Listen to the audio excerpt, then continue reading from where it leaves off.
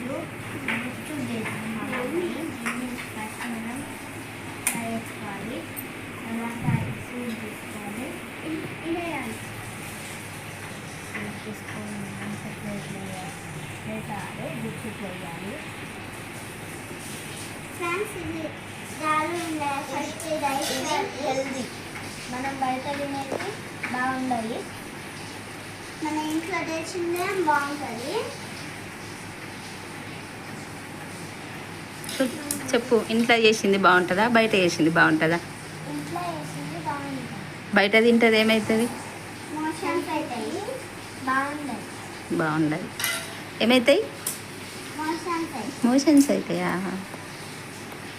అందుకే ఎవరైనా ఇంట్లోనే చేసుకొని తినాలి. ఫ్రెష్గా ఉంటుంది. బయట అంతా ఫ్రెష్గా ఉండే వాళ్ళు ఏదేదో కలుపుతూ ఉంటారు.